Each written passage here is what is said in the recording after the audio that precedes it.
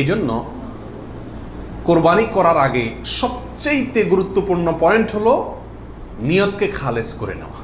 কি করে নেওয়া ভাই? নিয়তকে খালেস করে নেওয়া।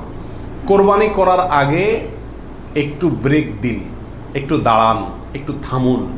আপনি কোরবানি করতে যাচ্ছেন, একটু থামুন। কেন কোরবানি করছেন? নিজেকে নিজে প্রশ্ন করুন এবং এই প্রশ্নের উত্তর নিজেকে নিজে দিন।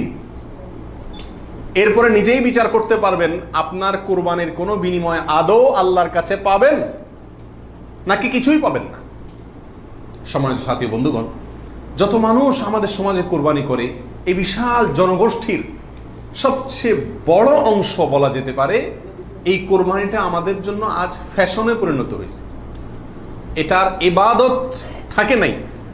কারণ ইবাদত হয় সেই কাজ যে কাজ বান্দা আল্লাহকে খুশি করার জন্য করে।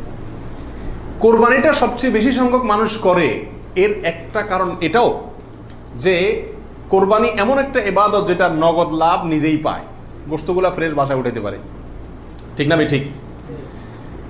এই কারণে সমাজের বড় একটা অংশ কি করে? কোরবানি করে। আবার অনেকে কোরবানি করে নিজের নেতাগিরি জাহির করার জন্য। নেতা সাহেব, এমপি সাহেব, মন্ত্রী সাহেব, ব্যবসায়ী সাহেব, অমুক সাহেব, তমুক সাহেব, 10টা গরু, 5টা গরু, সবচেয়ে বড় গরু। এই যে একটা প্রতিযোগিতা, এই প্রতিযোগিতাটা মনে হচ্ছে ভালো কাজের প্রতিযোগিতা, আসলে এটা হলো এক ধরনের বড়াই, মাতবরির প্রতিযোগিতা, নিজের প্রভাব প্রতিপত্তি, নাম সুনাম এগুলোকে প্রতিষ্ঠিত করার প্রতিযোগিতা। যেটা কি প্রশংসনীয় নাকি নিন্দনীয়? নিন্দনীয়।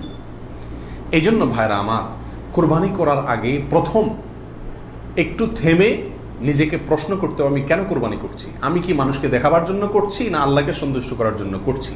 এই বিষয়টি নিজেকে নিজে প্রশ্ন করে এর ইতিবাচক এবং সঠিক উত্তর বের করে আনতে হবে। তারপরে কোরবানির দিকে পদক্ষেপ নিতে হবে। আল্লাহ তাআলা আমাদের সবাইকে বিশুদ্ধ রূপে সঠিকভাবে কোরবানি করার তৌফিক দান করুন। প্রিয় ভাইরা আমার, এবার আমরা চলে যাই প্রশ্ন উত্তরে সরাসরি।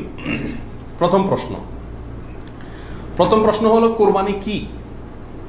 কোরবানি এটি উর্দুতে ব্যবহার হয়ে থাকে ত্যাগের অর্থে। কোরবানি করা, যে কোনো কাজের জন্য কোরবানি করা মানে কি করা? ত্যাগ করা। এই পশু কোরবানিকে কোরবানি বলা হয় এই জন্য যে এই কোরবানিটাও আসলে মূলত কি? ত্যাগেরই শিক্ষা বহন করছে। ইব্রাহিম আলাইহিস সালামের ত্যাগের স্বাক্ষর এই পশু কোরবানি। এর মাধ্যমে ইব্রাহিম আলাইহিস সালাম যে আল্লাহর জন্য বিশাল বড় ত্যাগ করেছিলেন, আল্লাহর কথাকে মানতে গিয়ে নিজের জীবনের সবচেয়ে বড় পরীক্ষার সম্মুখীন হয়েছিলেন এবং তিনি ত্যাগ করে পরীক্ষা উত্তীর্ণ হয়েছেন। এই কোরবানি যেহেতু তার